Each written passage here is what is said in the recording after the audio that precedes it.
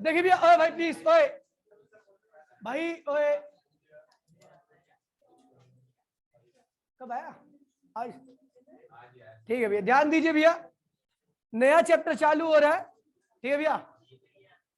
और इस चैप्टर का नाम है भैया magnetic effect of electric current. Magnetic effect of, देखिए भैया, हमने चार्ज के फर्स्ट चैप्टर में चार्ज के इफेक्ट के बारे में पढ़ा था। जब चार्ज रेस्ट में था तो वो दूसरे चार्जेस के ऊपर क्या लगाता था? फोर्स लगाता था। आगे आ जा, एक बार ये आ जा, खड़ो हो जा से, हाँ तू और खड़ो जा भाई, इधर आ जा, इधर बैठ। और तू 7वीं वाले बैच में भी आएगा तू? हाँ तू 7वीं वाले, वो कहाँ पे?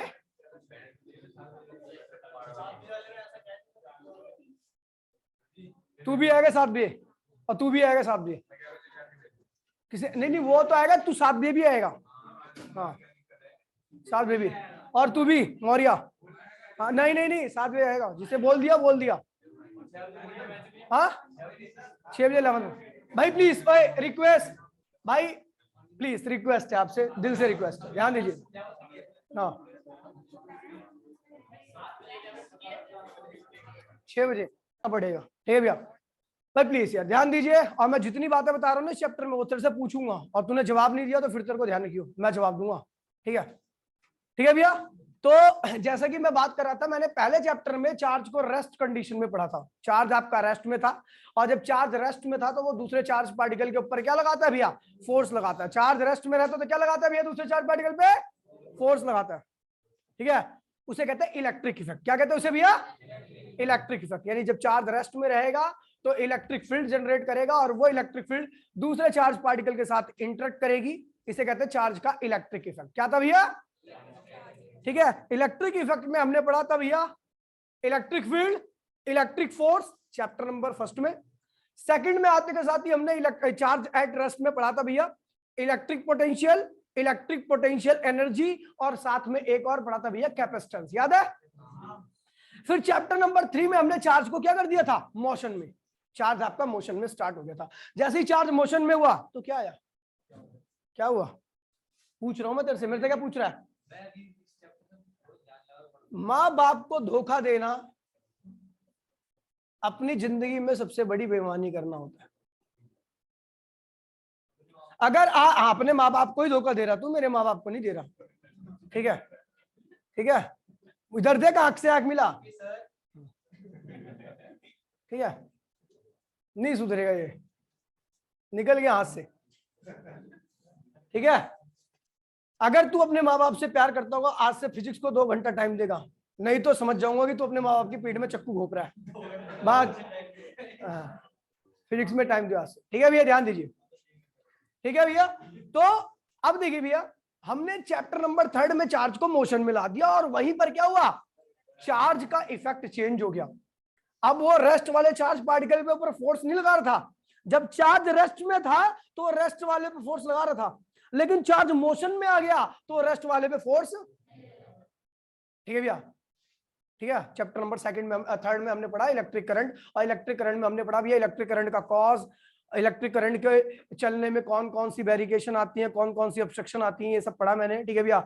ये सब पढ़ा। उसके बाद इस चैप्टर में जो हम पढ़ रहे हैं वो पढ़ रहे हैं भैया मैग्नेटिक फील्ड। क्या पढ़ेंगे भैया? जब तक चार्ज रेस्ट में था तो क्या जनरेट की इसने? Electric field. क्या जनरेट की? लेकिन जैसे ही वही चार्ज जो रेस्ट में होकर इलेक्ट्रिक फील्ड प्रोड्यूस कर रहा था, वही मोशन में आते के साथ ही क्या प्रोड्यूस करने लगा? Magnetic field. अब एक बात और बता दूं आपको, बड़ी जानकारी की, कि अगर चार्ज पार्टिकल एक्सेलरेट कर रहा है तो क्या बनाएगा? Magnetic field. क्या बनाएगा? आप भी अगर उसी रफ्तार से एक्सेलरेट करने लगे, जिस रफ्तार से चार्ज पार्टिकल एक्सेलरेट कर रहा है, उसी रफ्तार से आप भी एक्सेलरेट करने लगे, तो फिर वही जो मैग्नेटिक फील्ड देख रहे हो ना आप, वही कैसी में कन्वर्ट होगी? इलेक्ट्रिक फील्ड में। मतलब इलेक्ट्रिक फील्ड और मैग्नेटिक फील्ड कुछ और नहीं है, बस हमारे देखने के नजरिए पे डिपेंड करती है, ठीक है? हमारा देखने का नजरिया क्या था। हम जब हम रेस्ट में थे, चार्ज पार्टिकल एक्सेलरेट करता हुआ गया, तो वो हमें जो इलेक्ट्रिक फील्ड थी वो किसमें कन्वर्ट हो गई? मैग्नेटिक फील्ड में, क्योंकि हमारा फ्रेम ऑफ रेफरेंस क्या था? चेंज हो गया था, ठीक है? लेकिन जैसे ही हमने देखा भैया कि हम भी उस चार्ज पार्टिकल की रफ्तार से चलने लगे, तो चार्ज पार्टिकल क्या हुआ? मेरे रिस्पेक्ट में रेस्ट में आ गया, रिलेटिव वेलोसिटी याद है ना भैया, जब दो चीजें सेम रफ्तार से चलती है तो एक दूसरे के रिस्पेक्ट में क्या होती है, रेस्ट में रहती है, एक डायरेक्शन में। तो रेस्ट में आ गया और रेस्ट में चार्ज पार्टिकल क्या करता है, इलेक्ट्रिक फील्ड जनरेट करता है। समझ गए भैया? तो ये चीज ध्यान में रखना कि जब तक चार्ज पार्टिकल आपका रेस्ट में है आपके रिस्पेक्ट में तो इलेक्ट्रिक फील्ड, और अगर आपके रिस्पेक्ट में चार्ज पार्टिकल एक्सेलरेट कर गया तो क्या भैया, क्या बोला मैंने आराध्या, दिमाग ही नहीं है भैया, दिमाग में तो कुछ और चल रहा है। पेपर कैसे भरे, छल्ला कैसे बनाए, इसको याद मत कर, क्योंकि इस क्लास में याद करके कोई फायदा ही नहीं है। यहाँ पर अच्छी चीजें मिलेंगी बाबू, भूल जा सारी चीजों को, ऐसे ऐसे आंख बंद कर और अपने आप को ऐसे फ्री कर दे, अपने दिमाग को खोल दे भैया। हाँ ठीक है, आत्मा से परमात्मा का मिलन करा दे।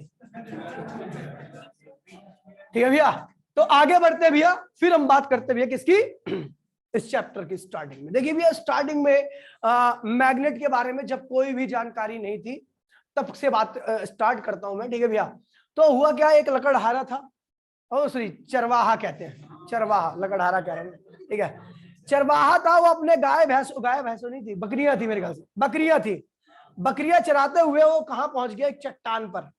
ये यूनान की कहानी है, यूनान। ठीक है, ठीक है, तो चराता हुआ अपनी बकरियों को चराता हुआ कहां चला गया भैया, एक चट्टान पर। ठीक है भैया, और चट्टान पे पहुंचने के बाद जैसे वो बकरिया को चढ़ा रहा था, चरा रहा था, बकरियों को चरा रहा था, तो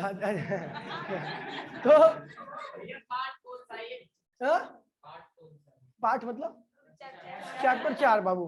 ठीक है, तो भैया वो बकरियों को चराते हुए तो बकरियां नीचे चरने लगी और वो कहां पे, चट्टान पे गया, लेट गया और अपना जूता उतार दिया उसने। ठीक है भैया, जब नींद खुली उसकी तो जैसी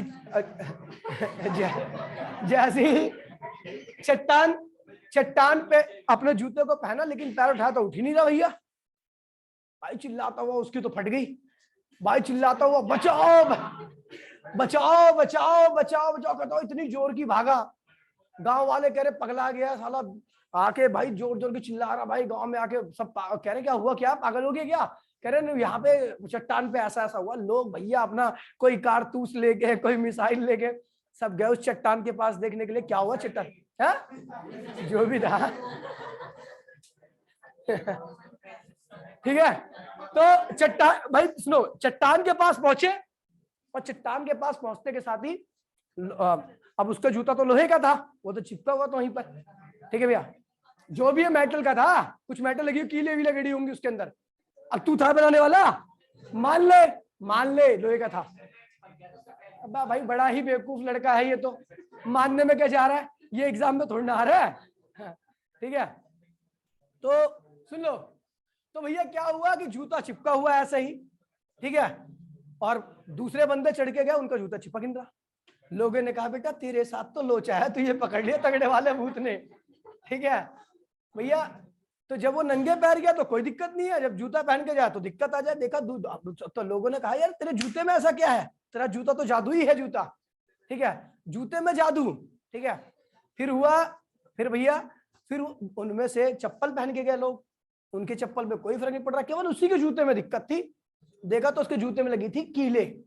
ठीक है, और कीलों ने क्या किया था, उसके जीतों को, सॉरी चट्टान से उसका जीता क्या हुआ था, चिपक गया। इसका मतलब कीलों के लिए वो चट्टान एक स्पेशल फोर्स क्रिएट कर रही थी, जिसको उन्होंने कहा भैया मैग्नेटिक फोर्स। क्या कर रही थी भैया, और उस चट्टान का नाम क्या रखा गया पता आपको, मैग्नीशिया। क्या रखा गया भैया, सबसे पहले मैग्नेट की बात यहाँ पे स्टार्ट हुई। मैग्नेट के बारे में, मैग्नेटिक फिनोमिना के बारे में इससे पहले कुछ भी नहीं था पूरे वर्ल्ड में। ठीक है भैया, इससे पहले लिखित तौर पर जो लिखित में है, इससे पहले इस कहानी से पहले मैग्नेट का जिक्र कहीं पर भी नहीं हुआ।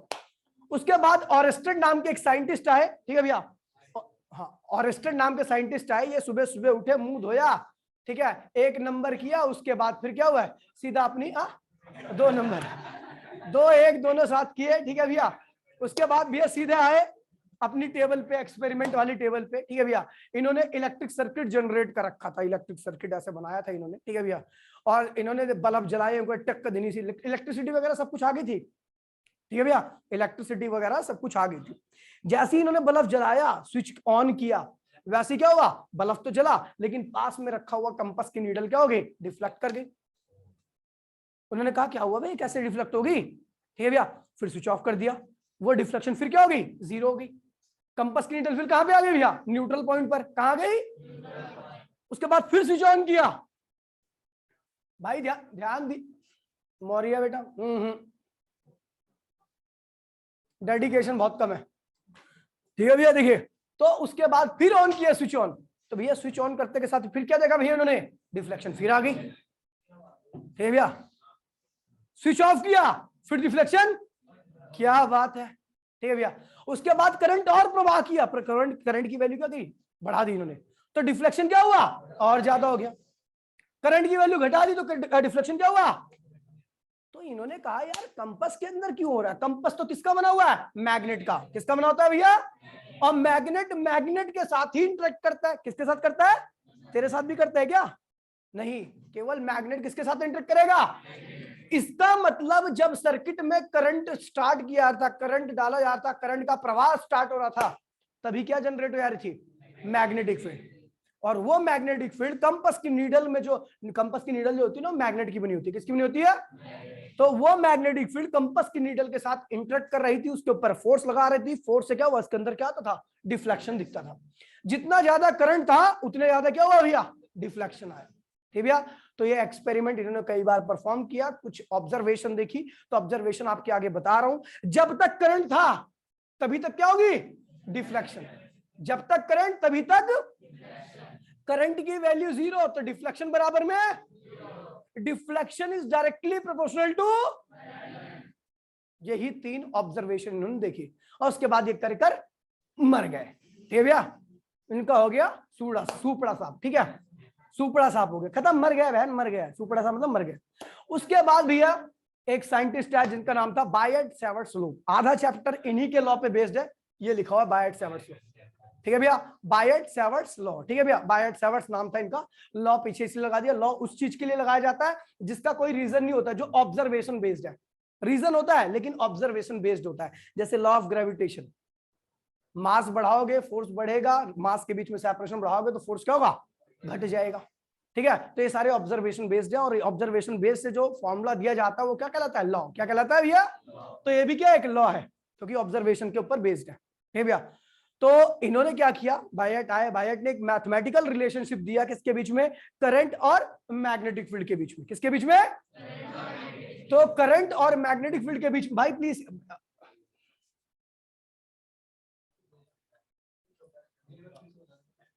फैजू प्लीज,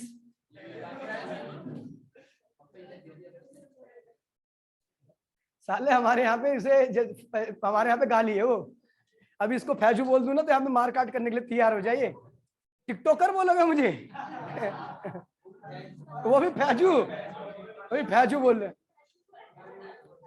नाम से दिक्कत नहीं है, लेकिन ये उस बंदे का नाम है जो टिकटॉक वीडियो बनाता है, ठीक है। नहीं भाई नाम से क्या दिक्कत है भैया, देखो आदमियों की। चलो छोड़ो, हम अभी हिस्ट्री के बारे में नहीं बता रहे, ठीक है भैया। चलो मुद्दे पे आते हैं, देखिए मुद्दे पे आ रहे हैं भैया, ठीक है भैया। तो भैया बायट आए, बायट ने लॉ दिया, ध्यान दीजिए भैया, बायट ने लॉ दिया। बायट ने जो लॉ दिया है वो एक्सपेरिमेंटल बेस्ड है, इसीलिए क्या है भैया, ये लॉ कहलाया, ठीक है भैया। इन्होंने क्या किया, एक वायर ली, क्या लिया भैया, वायर, दिख रहा होगा वायर भैया आपको, ठीक है भैया। डायग्राम और राइटिंग एकदम 100% दिया मैंने, डायग्राम और राइटिंग मतलब बहुत साफ है, तो इसलिए आप इसमें सवाल नहीं खड़ा कर सकते, ठीक है। तो भैया ये एक्स और ये क्या भैया, उस वायर का वाई एंड है। ध्यान दीजिए भैया, बातों को पकड़िएगा, ठीक है भैया। तो जब करंट पास हुआ तो इसके चारों ओर क्या बनी, मैग्नेटिक फील्ड बनी। क्या बनी भैया, और हमने देखा भैया, ध्यान दीजिए भैया, जब एक वायर से करंट पास करता है, वायर के छोटे टुकड़े से, ध्यान दीजिए भैया, वायर के छोटे टुकड़े से करंट पास करता है। अगर वायर के टुकड़े की बात करूं तो वायर को टुकड़े को कहते हैं एलिमेंट। क्या कहते हैं भैया, वायर के टुकड़े को हम क्या कहेंगे भैया यहाँ पर। लेकिन जब उसके अंदर से करंट पास करेगा तो उसको क्या कहेंगे, करंट कैरिंग एलिमेंट। क्या कहेंगे भैया इसको, करंट इनटू में, अब चुप रहे, करंट इनटू में एलिमेंट, करंट इनटू में ये क्या है, डीएल। डीएल क्या, छोटे से वायर की लेंथ क्या है भैया, तो करंट इनटू में डीएल क्या कहलाएगा, करंट कैरिंग। क्या होती है ये, तो इसके पास क्या होगी, और इसकी डायरेक्शन क्या होगी, इन द डायरेक्शन ऑफ करंट। अगर मैं करंट कैरिंग एलिमेंट की बात करूंगा तो अगर करंट ऐसे जा रहा है तो इसकी भी डायरेक्शन क्या होगी, ऐसी होगी। ठीक भैया, तो आई इंटू में डीएल क्या है, करंट कैरिंग एलिमेंट। बेटा ऐसा यूनिट क्या होगी, करंट बोले तो और डीएल बोले तो। बहुत प्यारे बच्चों, ठीक है भैया।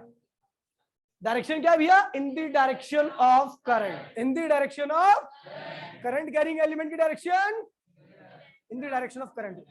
ठीक है भैया, चलो अब देखिए भैया, ये तो मैंने करंट कैरिंग। अब जैसी करंट कैरिंग एलिमेंट की बात करूंगा तो करंट कैरिंग, देखिए भैया करंट है और वो वायर के अंदर से जा रहा है, करंट है और वायर के अंदर से जा रहा है, तो भैया क्या करेगा, चारों ओर क्या बनाएगा, मैग्नेटिक फील्ड। उस मैग्नेटिक फील्ड की कितनी वैल्यू होगी, यही वैल्यू को बताने के लिए बायट-सैवर्ट्स का जन्म हुआ था और इन्होंने लॉ दिया। देखिए भैया ध्यान दीजिए, हमने क्या किया, इस वायर से जब वायर के एक छोटा सा एलिमेंट लिया जिससे क्या पास कर रहा था, करंट। क्या पास कर रहा था, जैसा कि हमें ये पता है भैया वेक्टर क्वांटिटी है, तो हमने जिस डिस्टेंस पर जो हम रेडियस लेते हैं, जो दूरी लेते हैं, वो हमेशा क्या होती है, स्ट्रेट फॉर्म में होती है। क्या होती है, स्ट्रेट फॉर्म। इलेक्ट्रिक फील्ड क्या थी, कंजर्वेटिव थी। मैग्नेटिक फील्ड भी क्या है भैया, कंजर्वेटिव है।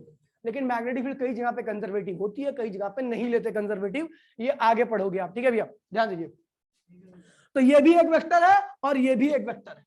दो वेक्टर के बीच में क्या बनता है, एंगल। क्या बनता है भैया, तो इन दोनों के बीच में कितना एंगल बना भैया, थीटा। तो वही लिख रखा है, theta is the angle in between. को क्या ये, तमीज से बोलो ना, इसका नाम बताओ क्या। और तो ये देखिए करंट कैरिंग एलिमेंट क्या था, आईडियल, और ये क्या था, रेडियस वेक्टर था। इनके बीच में कितना एंगल बन रहा था, थीटा। क्या बन रहा था, कोई दिक्कत तो नहीं भैया। अब देखा भैया, जब ये करंट पास हुआ तो यहां पर क्या बनी भैया, देखिए छोटा एलिमेंट है, एलिमेंट की लंबाई क्या है, छोटी है, तो बनने वाली मैग्नेटिक फील्ड भी क्या होगी, ठीक है भैया। अगर मैंने वायर को बड़ा कर दिया तो उसमें बहुत सारे एलिमेंट होंगे, बहुत सारे एलिमेंट की मैग्नेटिक फील्ड क्या होगी, सबकी एक ही डायरेक्शन में होगी, सबकी क्या होगी, जुड़ेगी, और जुड़ने के बाद क्या हो जाएगी, बड़ी।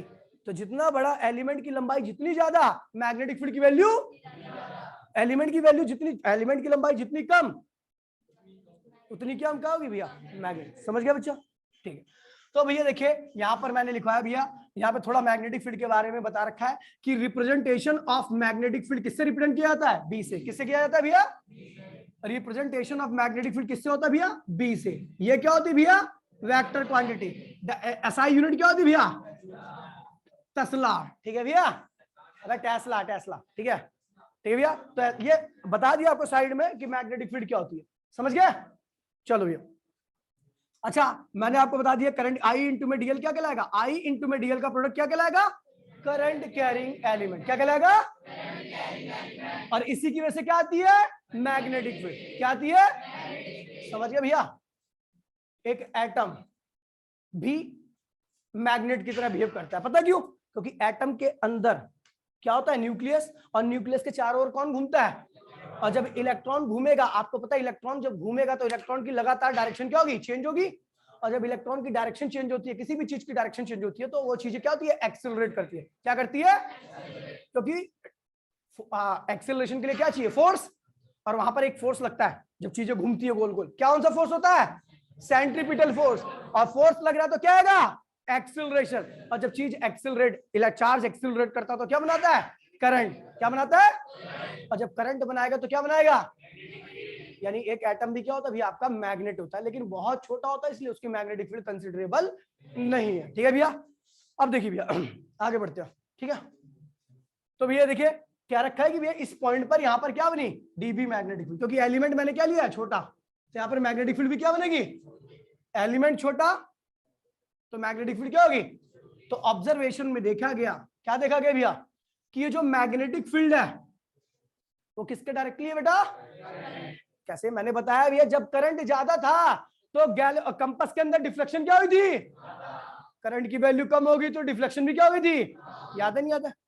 अब डिफ्लेक्शन का मतलब क्या है भैया, फोर्स ज्यादा लगा होगा किसके ऊपर, कंपास की नीडल के ऊपर, और फोर्स ज्यादा कब लगे, जब मैग्नेटिक फील्ड क्या बनाएगा, ज्यादा। तो यानी मैग्नेटिक फील्ड डायरेक्टली प्रोपोर्शनल क्या होगा, करंट। जितना स्ट्रॉन्ग करंट उससे बनने वाली मैग्नेटिक फील्ड क्या होगी उतनी। कोई दिक्कत तो नहीं बेटा। चलो भैया दूसरा, एलिमेंट की लंबाई ज्यादा तो मैग्नेटिक फील्ड, क्यों, एलिमेंट देखिए इतना छोटा है तो उसके अंदर छोटे छोटे जो भी एटम्स होंगे, नंबर एटम की संख्या क्या होगी, कम होगी, और एटम्स ही क्या बनाते हैं, मैग्नेटिक फील्ड। तो जब एटम्स की संख्या कम है तो मैग्नेटिक फील्ड भी क्या होगी, कम ही बनेगी। लेकिन अगर वायर की लंबाई ज्यादा कर दिया तो उसके अंदर बहुत सारे एलिमेंट्स होंगे, ठीक है, सबकी डायरेक्शन क्या होगी, मैग्नेटिक फील्ड की एक ही होगी, क्योंकि सब में करंट एक जैसे ही जा रहा है, ठीक है भैया। तो सबकी डायरेक्शन क्या होगी, एक जैसे होगी, सारी मैग्नेटिक फील्ड एक ही डायरेक्शन में जब बहुत सारी होंगी तो सब क्या होंगी, जुड़ के क्या बना देंगे, बड़ी magnetic field, strong magnetic field. समझ गया भैया। तो कह रहा है भैया जो डीबी है वो किसके डायरेक्टली है भैया, डीएल के। डीएल क्या है, एलिमेंट की लंबाई। छोटा एलिमेंट छोटी मैग्नेटिक फील्ड, बड़ा एलिमेंट कोई दिक्कत तो नहीं भैया। यहां पर एक चीज लगा दिया, डीबी यानी magnetic field is directly proportional to sine theta. ये तो बड़ा टंटा आ गया, साइन थीटा के डायरेक्टली क्यों है, ध्यान दीजिए भैया। मैंने यहां पर इसको एक्सप्लेन करने के लिए एक अलग से डायग्राम बना रखा है, ठीक है भैया। एक छोटा सा एलिमेंट बनाया मैंने यहां पर, ठीक है भैया, जिसके अंदर करंट कितना है भैया, आई। करंट कितना है भैया, और इसकी लंबाई कितनी है भैया, इसकी लंबाई क्या है भैया, डीएल है।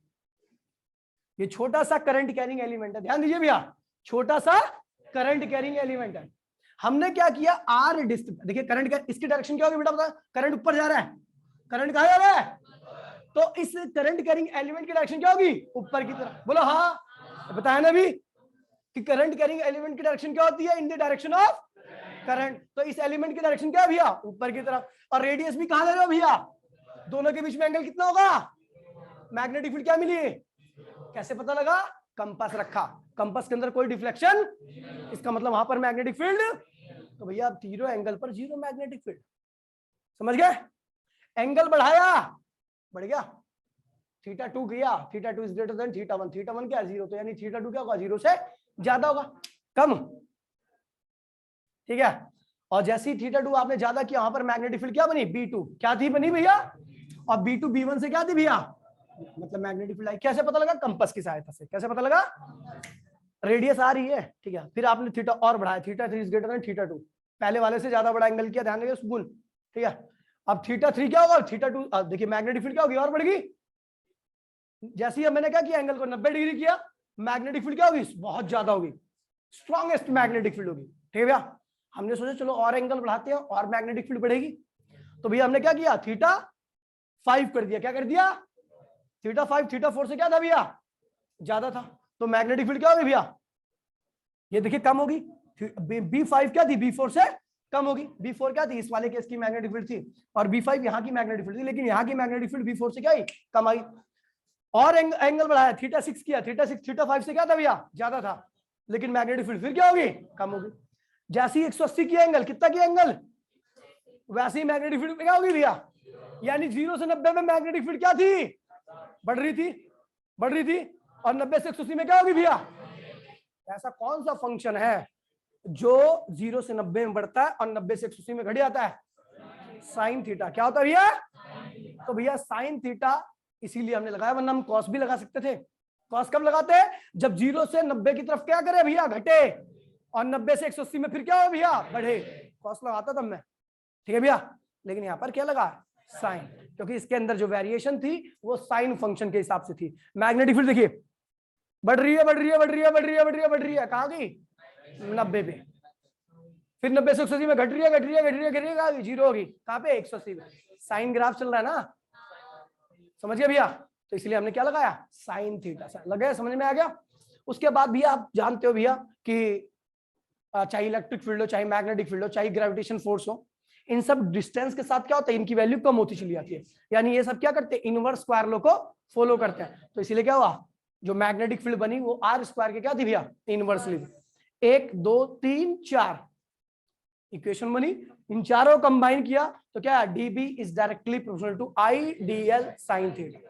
अब इस प्रोपोर्शनलिटी के साइन को हटाना है मुझे, क्या करना है भैया, हटाना है। जब इस प्रोपोर्शनलिटी के साइन को हटाओगे तो क्या करोगे भैया, कांस्टेंट का यूज करोगे। यहां पर कांस्टेंट का जो यूज किया गया वो क्या भैया, म्यू नॉट अपॉन में क्या भैया, इसे कहते हैं भैया मैग्नेटिक कांस्टेंट। क्या कहते हैं इसे भैया, 1/4 पाई एप्सिलॉन नॉट क्या था, इलेक्ट्रिकल कांस्टेंट। क्या था भैया, म्यू नॉट अपॉन में 4 पाई क्या था भैया, समझ गए भैया।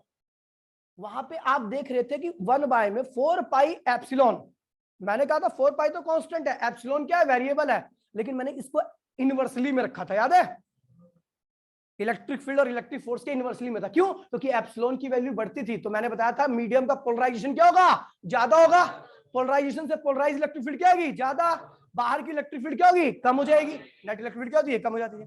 तो इसलिए हमने इनवर्सली रखा था, एप्सिलॉन ज्यादा तो इलेक्ट्रिक फील्ड या इलेक्ट्रिक फोर्स क्या होता था, कम हो जाता।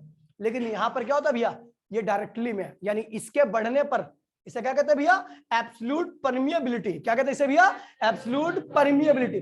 वो था परमिटिविटी और ये क्या है, परमिएबिलिटी। ठीक भैया, इसकी जो वैल्यू होती है म्यू नॉट की होती है 4 pi into 10 to the power 4 pi into 10 to the power, ठीक है भैया। और उसके बाद जब हम इस पूरे की वैल्यू की बात करते हैं, उसकी वैल्यू क्या होगी, 10 टू द पावर 4।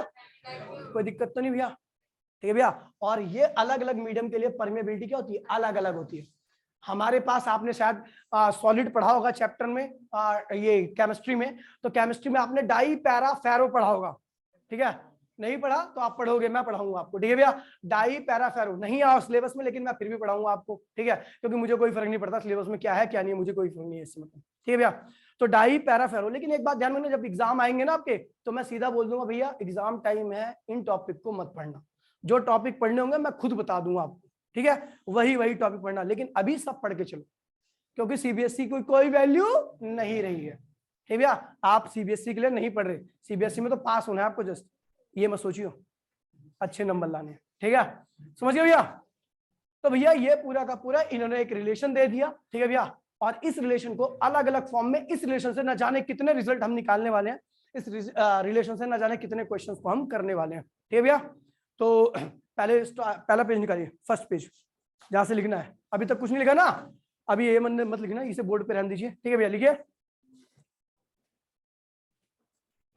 लिखिए, concept of magnetic field, concept of magnetic field, जल्दी से लिखिए भैया। Concept of magnetic field,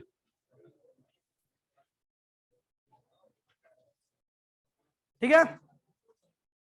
a magnet attracts, फटाफट लिखिए बेटा सारे। A magnet attracts, a magnet attracts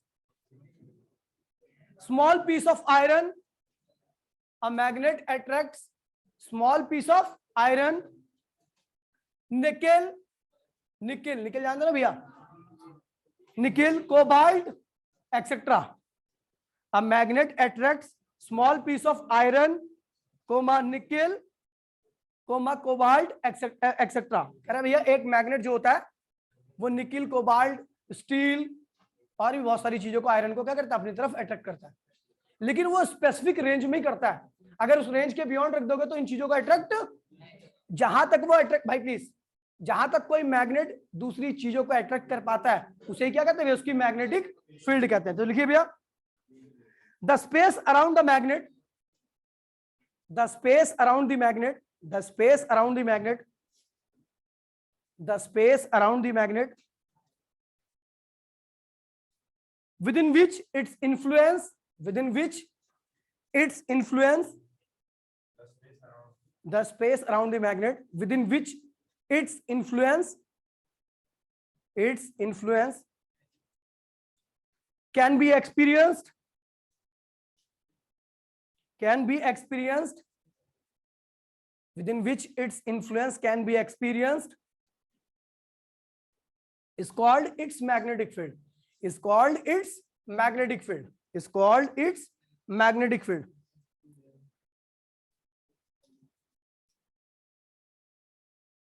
It's called its magnetic field. Symbol, symbol of magnetic field is B. Symbol of magnetic field is B. Symbol of magnetic field is B. B, B, B for ball.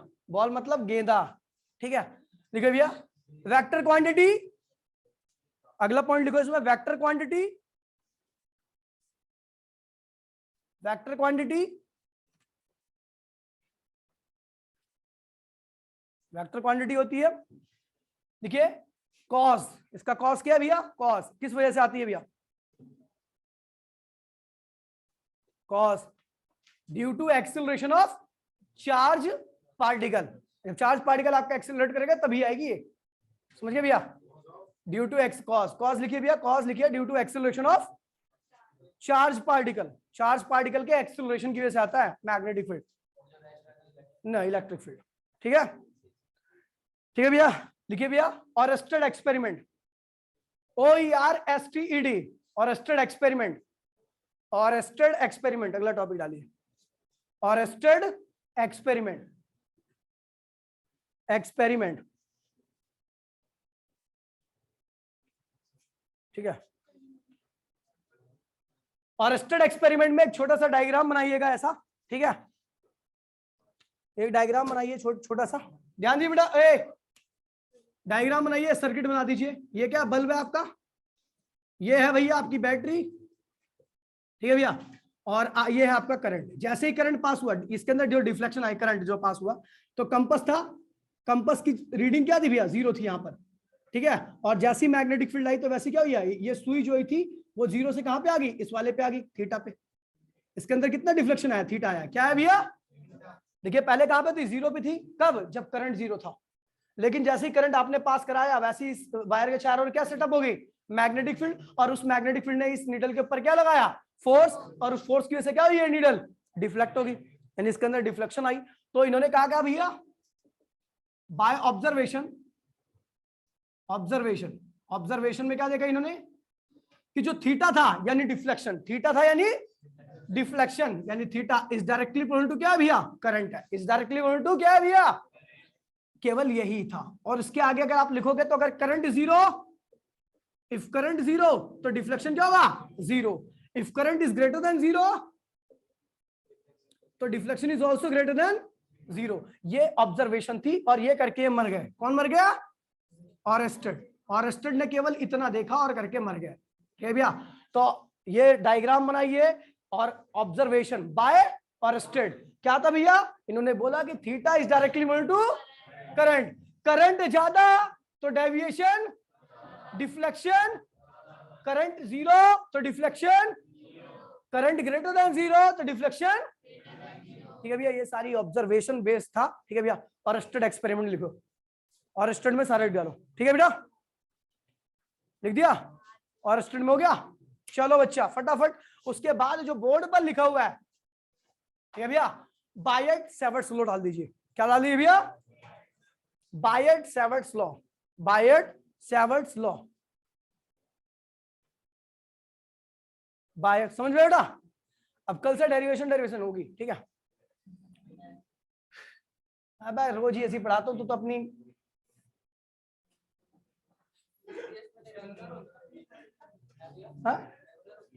बताऊंगा, ठीक है। प्रेम लिख लिया तूने बेटा, तेरी photo खींचूंगा मैं किसी दिन, हो गया बेटो।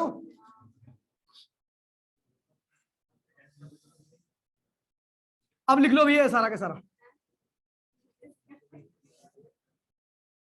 अब बायट में सारा का सारा लिख डालो फटाफट जल्दी से।